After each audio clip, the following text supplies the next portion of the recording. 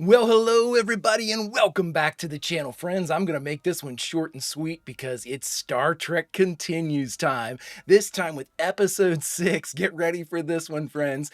Come not between the dragons. A little King Lear, anybody? There's no wrath talked about in this one, but we've got 2 dragons apparently. Friends, I cannot wait to see where this one goes, so wait no longer, we shall. If you could do me a quick favor though and hit that like button, smash that subscribe, ring that bell for notifications. It greatly helps out a small channel and allows me to alert you next time it's time for Star Trek Continues or any of our sci-fi fare.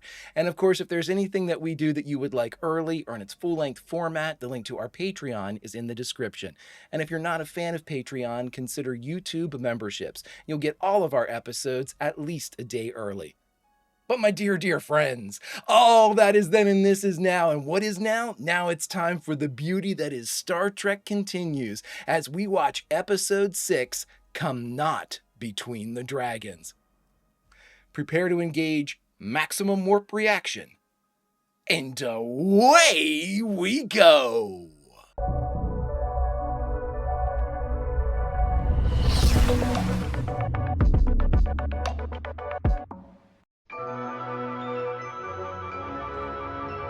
Look at that beauty, just cruising through space. What's up? Oh, Cora, not at station. What, a B shift or? Any news on the Lexington? Aye, a cruising rescue, but they had to scuttle the ship. 8 starships left. Studying an accretion disk can be a dangerous business. Got caught in a plasma jet. Well, at least there were no casualties. Aye, there were. The Lexington. Yeah, Scotty's definitely going to count the ship as a casualty. All right, middle shift, that'll be all. You're officially relieved. Middle shift, yep. That's awesome. That's awesome. Look at that shot. Hey. Oh, Eliza, where do you think you're going? We're headed to the rec room. Join us. My bed's calling me. My vodka martini's calling me. That's a powerful call to resist. We'll take a rain check. Yeah, sure. Eliza? With that accent, she could be Eliza Doolittle. I'll see myself out.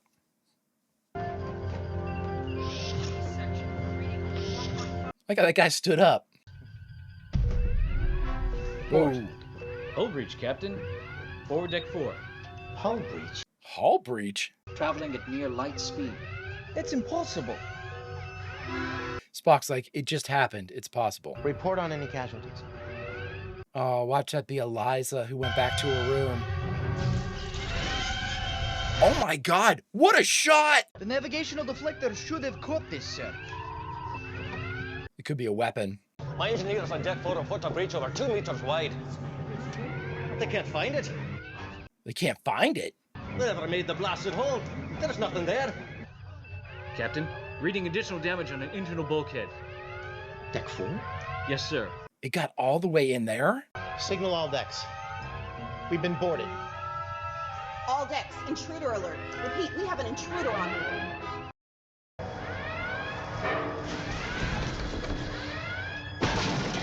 Oh my God!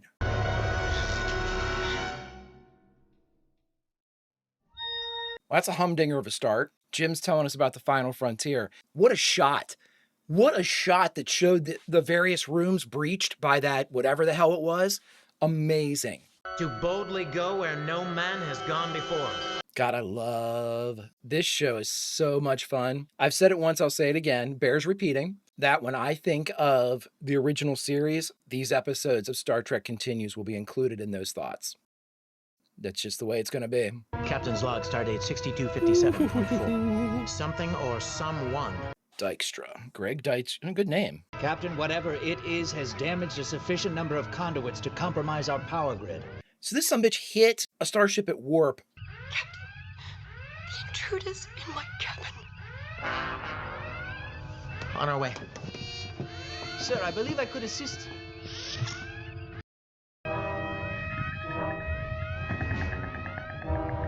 Whoa. Eliza, get out of here if you can.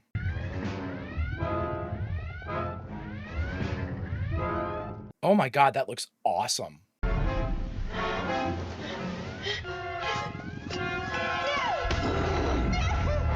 This thing punched its way into the ship, and she throws whatever that was at it. It's like, ouch. Oh, Jesus. That's it. I give up. I'm sorry, sir. What was it? What did you see? I'm sorry? Stone. She's doing a great job. Captain, in the corridor. Hey, Drake. Readings have disappeared, sir. Fascinating. I like that they made an actual, like a practical costume for it and didn't try to like CG it. Maybe they will, I don't know, but that first part was not. How is this thing punching through the metal? Can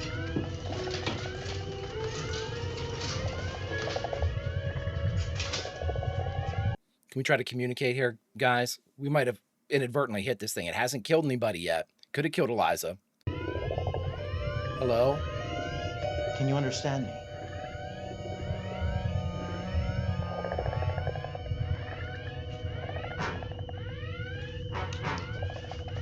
The red shirt's like, I was going to go forward, but I decided not to. Wilson here, sir. Chief, how are you with intra-ship beaming? I'm a bit of an expert. I love that guy. Chief Wilson. I'm a bit of an expert. You called the right guy. For me to lock onto. We didn't see it. Be generating some sort of sensor shroud. That's why the deflector didn't take it out. Sir.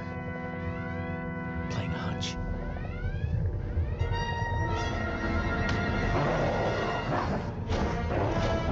Playing a hunch? It's a bad hunch, Jim. No! You said no.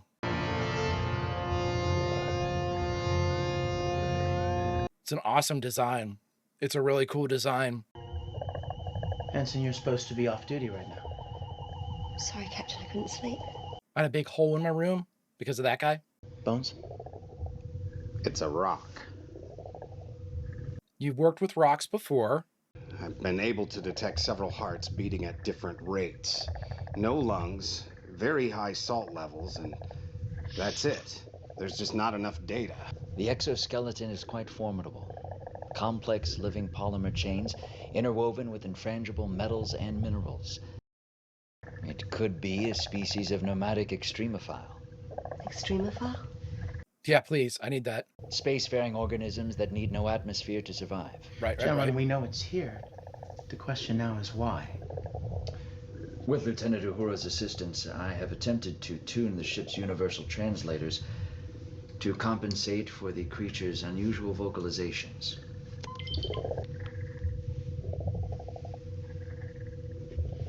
Yeah, it's a good idea. It didn't attack her. Are you okay?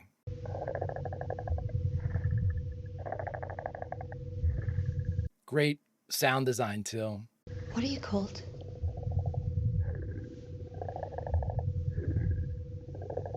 I wonder if it's like a kid. It's almost acting like a child. You know, like curled up, scared. Do you have a name? What are the different colors? We had red, blue, and now yellow. Husty. Here, Husty. Husty, why'd you come here? Me to hurt. I'm having a hard time understanding what the hell this thing's saying. Spock, keep at it. Whatever it is, it's trying to communicate with us. Or it's trying to threaten us. I don't think it's trying to threaten. Just because it looks threatening doesn't mean it's trying to threaten. Mr. Sulu? Not another intruder, sir. More like a controlled shockwave directed at the Enterprise. A controlled shockwave? One penetrates, one reflects back. Echolocation. It's a form of echolocation, Captain. Someone's searching for something. I give you one guess. Captain, another shockwave approaching. This one's different, significantly stronger. Maneuvering thrusters, hard to starboard. It's too fast, sir. More power to the forward shields.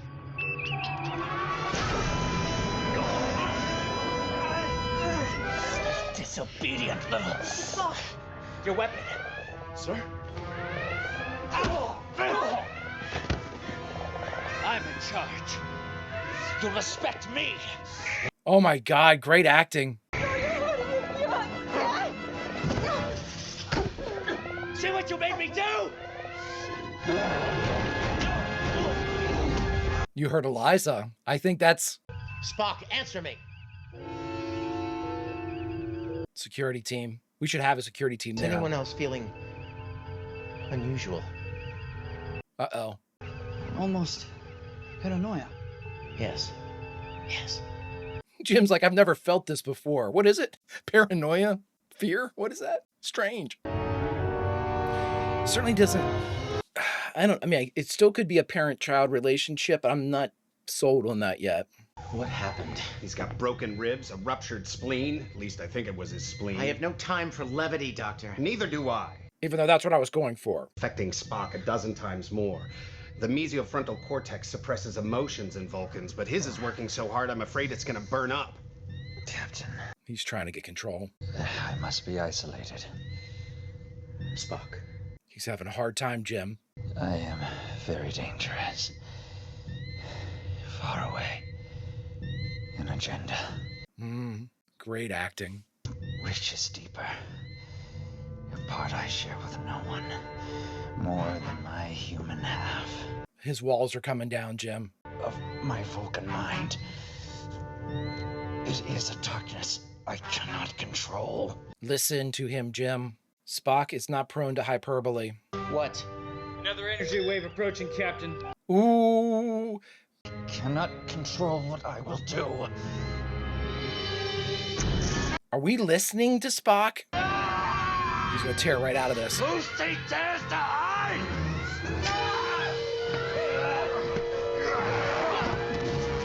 Security to sick bay! Spock. Great shot. Captain! I had that on kill. It's my ship. I decide the punishment for insubordination. No one makes me bleed my own blood. Put him in sick bay, double the restraints. I don't know. We should probably listen to Spock.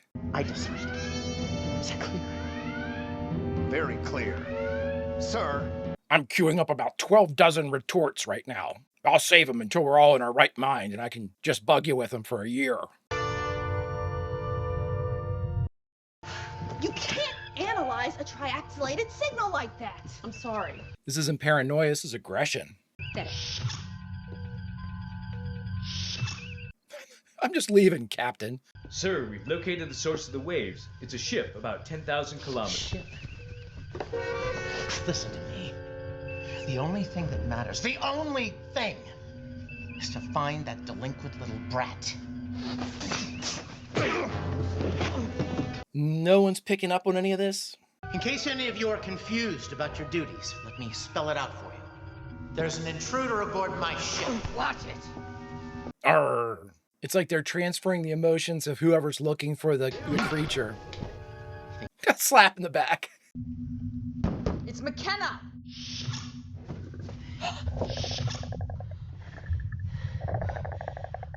You getting a fight, McKenna? I think he knows these waves. He seems to be... He's more afraid each time one hits us. You look like you've been in a fight. Oh, yeah. And I started it. Fighting Lefty. You must have done something to deserve this. No. Come on, McKenna, you should be able to... Whatever these pulses are.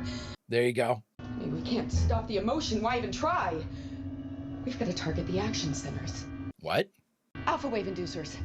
They're used for psychological trauma. McCoy has a supply. We can't just march in there and take them. Leave McCoy to me. I love McKenna. She would have been fantastic on the original series. Damn it, Doctor! What makes you think you can barge into my sickbay like you own the... Oh. Jesus, Jim got the literal big guns. Mr. Scott? Doing a little drinking, Jim. Want to join me? My orders were to search the ship for that creature. It's not up there. You want the engines fixed or no? The engines are expendable. Is that so? Let me show you what's expendable. Chekhov. Man, I think that James Doohan passed before this came out. I bet you he would have been so proud of his boy. Ah, he's doing such a great job. So he came here seeking sanctuary. Well, maybe we can give it to him. The waves, they dissipate as they go through the Enterprise. If we take the alien to the back. How are we going to get him all the way to engineering? How many of these alpha things do we have? We could get one on Jim. We need that big time. And maybe like 3 of them on Spock. We have a work core coolant leak. All personnel evacuate engineering deck. Mr. Scott is in the brig. We really need to get something on Jim. evacuate immediately. Repeat, coolant leak. All engineering personnel evacuate immediately. Nice. All engineering personnel evacuate immediately. Repeat, coolant leak. Look at this set. It's like they traveled back in time. Well, they definitely have Wilson, Chief Wilson. Dickerson, seal the doors. Sir. It's okay. Man, does that thing look cool. That looks cool as hell. Well, look what we have here. Doing our jobs, as far as you know? I said step away from the console. Sir, I don't... Yeah, Wilson just took I hope, a stun to the heart. He is gonna get what he deserves. Why? Great question. She can't answer that. Why? They've just been given the feeling, not the reason for it. I want to know when the transporter room's secure.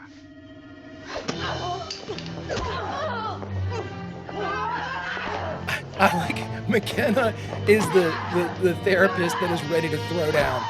Oh! It's secure now. After that vicious throat chop. There! No! No! Dear God. Oh, oh, great shot!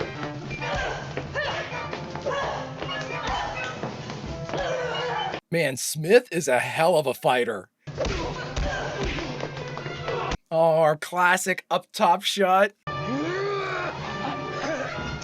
Oh, God, Jim.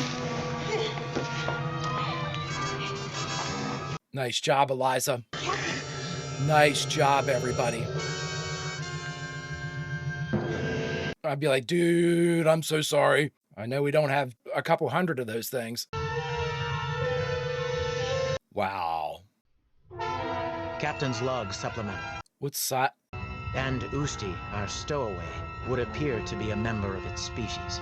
Jesus, how big is that thing? Like an adult to a child.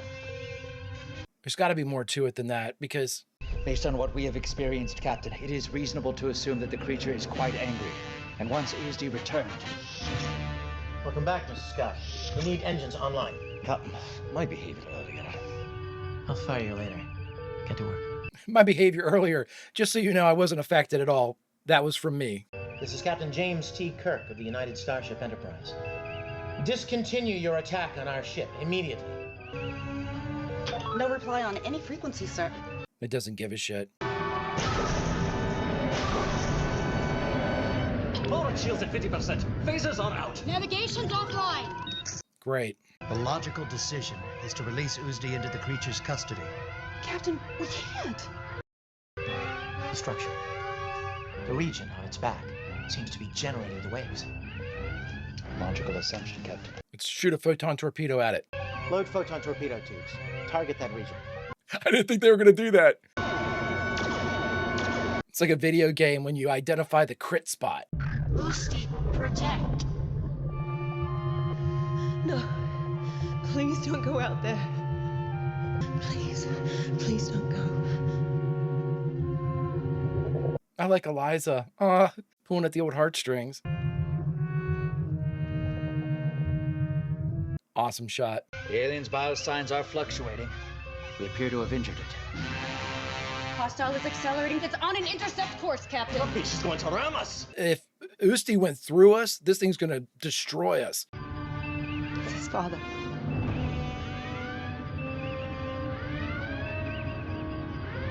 So what do we do here? Usti has positioned himself directly between the Enterprise and his father. My God, it must be absolutely dwarfing.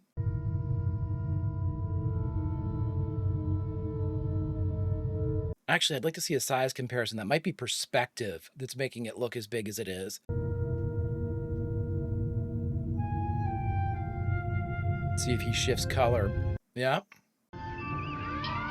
Open a channel. Acting in the back, Eliza. You filled me, you filled all of us with your anger. And for some reason, that anger was directed at your child. Why? He was scared, he was hiding, and yet he still protected you. Yeah, we could have fired another photon, buddy. You'd be floating out there like a real rock. Captain, they're moving off. There's nothing we can do about it, everybody. We've got a ship with a hole in it. He saved his father's life today. Only time will tell if that will make a difference.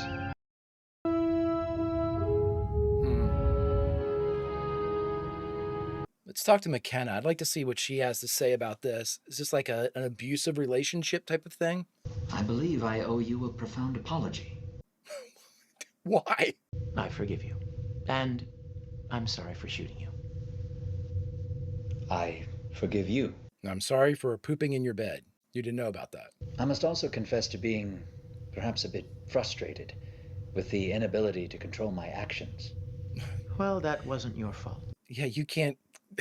I've gotten so used to being able to persuade with words. And it was frustrating not to be able to do the same thing with Usti's father. You don't know. There was just not a response. Did you genuinely expect you could convince him to change a deeply ingrained behavior simply with your words? Well, I mean, Jim's words coupled with Usti's actions. I didn't expect silence. Well, if it's an abusive relationship, that's what you get. What would it take to change someone like that? In my conversations with Dr. McKenna, I love that revelation. one is much more able to lead another down an unfamiliar path when one has already been down that path oneself. Love it. I've been conducting scans and I think I found something. Transfer it to this computer. Aye, sir. What'd you get, Chekhov? I just wanted to tell you both. I'm sorry. Smith. To Dr. McCoy myself. Yeah. I'm sorry for absolutely kicking everyone's ass.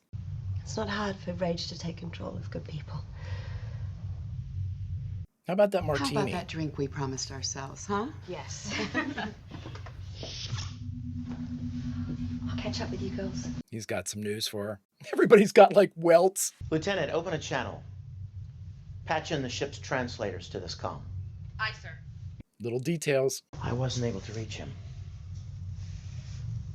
Perhaps you can. I don't know what your name is. Mine's Eliza. Oh, great shot. I knew he chose me for a reason. I didn't know why. Now I know. Your son loves you very, very much.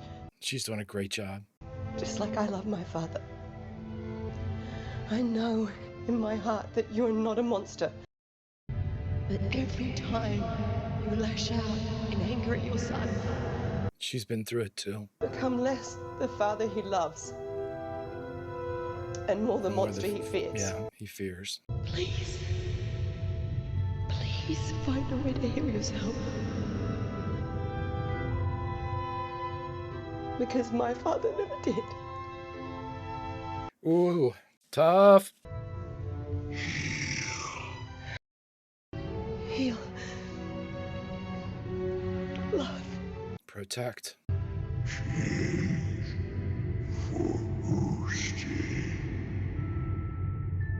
Wow. Maybe change begins when someone reaches you. I'd say you reached him. Well done, Eliza. Man, this show. Oh, so impressed by this show. All right, everybody, we just finished watching Star Trek Continues, Episode 6, Come Not Between the Dragons, and the only thing left to do is talk about it. All right, everybody, we just finished watching Episode 6 of Star Trek Continues, Come Not Between the Dragons. I mean, this is child abuse, right? So we're seeing basically the effects of it on a grand, almost fantastical scale set with a science fiction backdrop.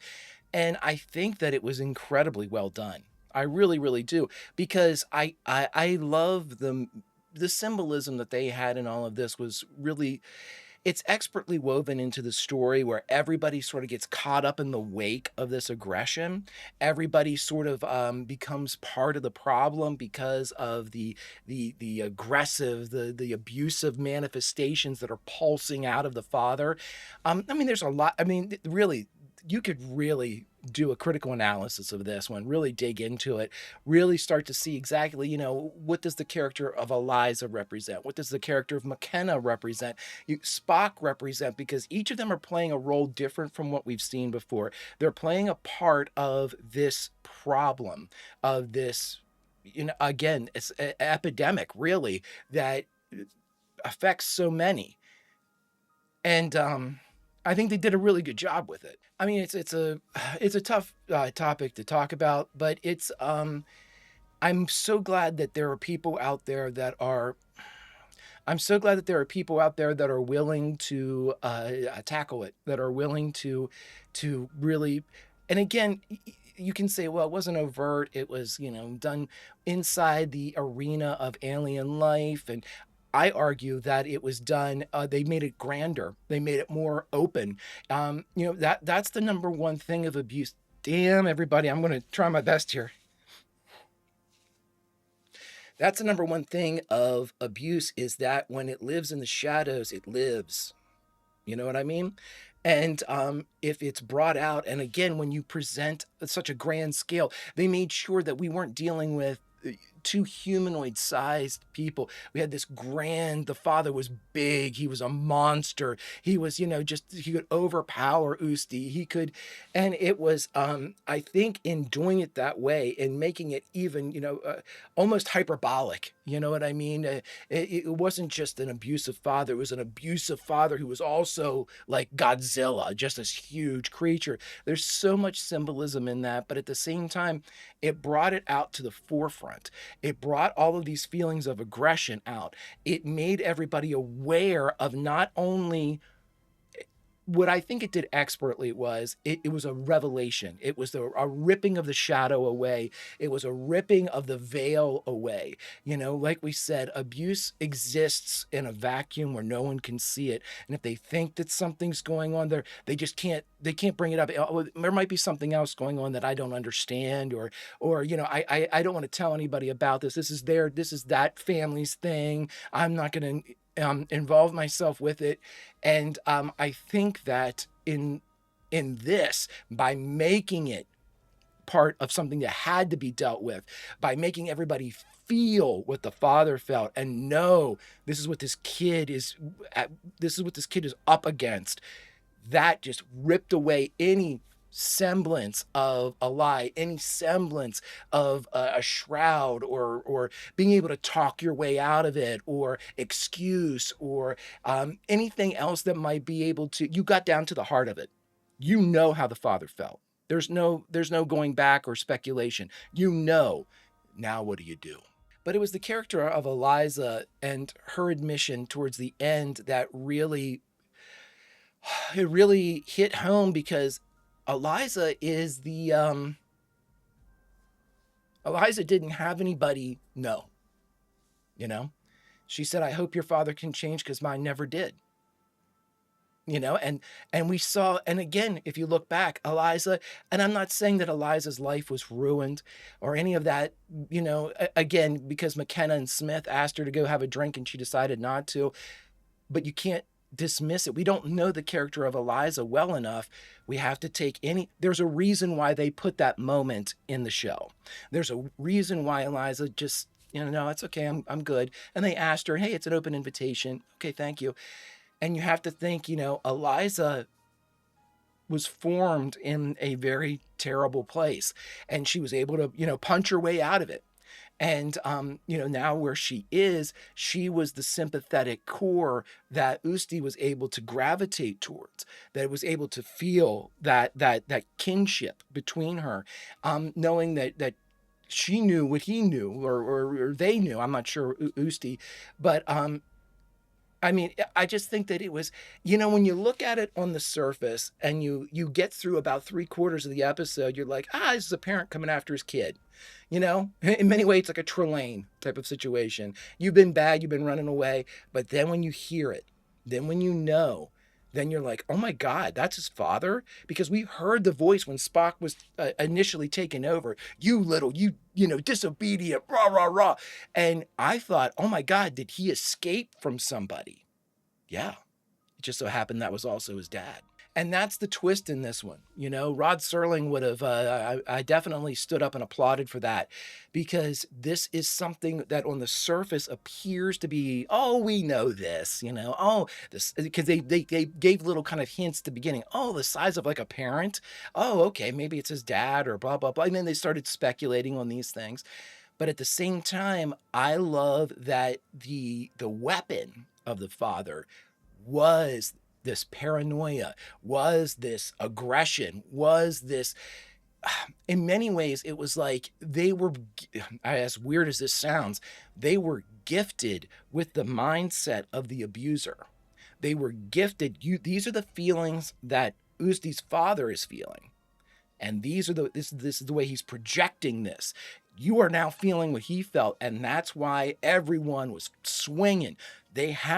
It's a sickness. They felt it. They all experienced it. They all had symptoms of this incredible sickness. And what did they do? They reacted in the same way that presumably Usti's father did. And I love that they approached it like that.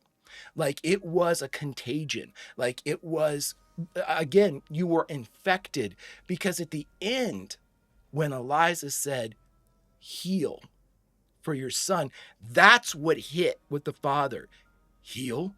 Like, I'm sick, I'm broken, I'm wounded, I'm hurt, something's wrong with me. And I think that's a really good way to go about that. I think it's a really good way to go about that. Anyway, friends, I'm gonna leave it there. This was another great episode, taking on an incredibly poignant and incredibly necessary topic that they did not shy away from. That risk takers all, this crew, risk takers all. And I absolutely applaud and love everything that they have done in this show. Whew. If you could do me a favor, hit that like button, smash that subscribe, ring that bell for notifications. It greatly helps out a small channel and allows me to alert you next time it's time for Star Trek Continues or any of our sci-fi fare. And of course, if there's anything that we do that you would like early or in its full-length format, link to our Patreon is in the description. And if you're not a fan of Patreon, consider YouTube memberships. You get all of our episodes at least a day early. My dear friends, all that was then and this is now. And now, unfortunately, it's time to say goodbye. But I think instead of saying goodbye from a specific spot, I think we should say goodbye from a specific state of being. And that is whether it be understanding Usti's plight, or in this situation, understanding the sickness that is infecting Usti's father. I think it is in that revelatory moment, in that shared experience of everybody on board the Enterprise feeling this, that it is something that is now out of the shadows. It is out of the darkness of space. There is a spotlight, a sun, a star shining on it. It can be seen, and if it can be seen, it can be beaten. And friends, until such time as we can continue this fantastic show, Vulcan roll, and I'll see